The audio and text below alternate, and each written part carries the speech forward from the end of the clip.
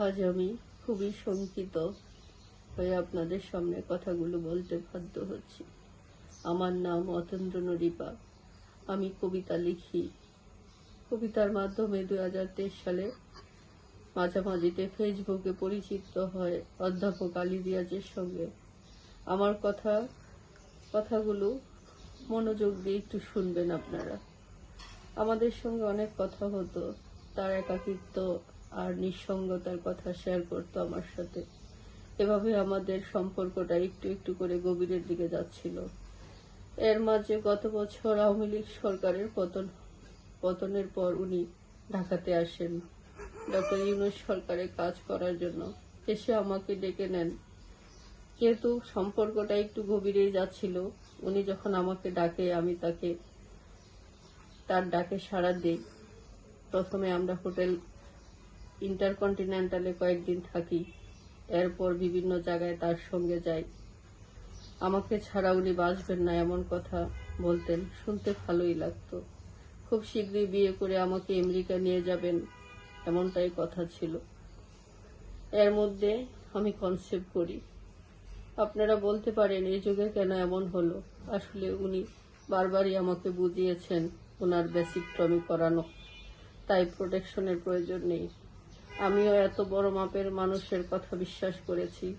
তাছাড়া যেখানে আমাকে বিয়ে করে আমেরিকায় নিয়ে যাবেন, সেখানে তো তাকে অবিশ্বাস করার কোনো কারণই দেখি না। আলী রিয়াজ যখন জানতে পারে আমি প্রেগনেন্ট, তখন থেকে আমাকে ইগনোর করতে শুরু করলো।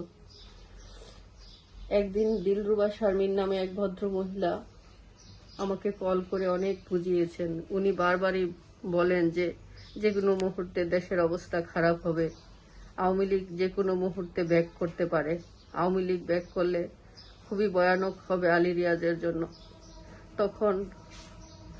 তখন উনি আমাকে বলেন এই মুহূর্তে বাচ্চা না নিয়ে আমেরিকা গিয়ে বাচ্চা নিলেই ভালো হবে।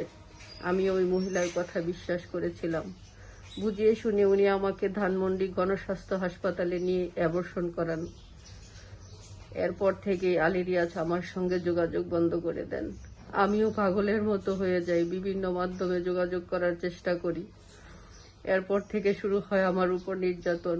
পুলিশ আমাকে হুমকি দিচ্ছে, এখন তো আমাকে তুলে নিয়ে গিয়ে গুম করার হুমকি দিচ্ছে। আমি ভয়ে ফোন বন্ধ করে রাখি, বাইরে যেতে পারি না, নিজের বাসাতেও থাকতে পারি না, বোরখা পরে ঘুরে বেড়াতে হচ্ছে।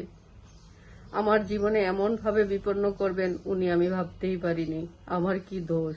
আমি তো খুবই সাধারণ একটা মেয়ে, আমি সাধারণভাবেই বাঁচতে চাই।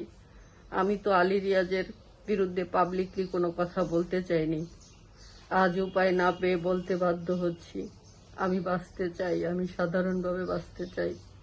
আমি তো তার কোনো ক্ষতি করিনি, তাহলে উনি কেন আমাকে সাধারণভাবে বাঁচতে দিচ্ছে না? আমি বাঁচতে চাই, আমি স্বাভাবিকভাবে বাঁচতে চাই।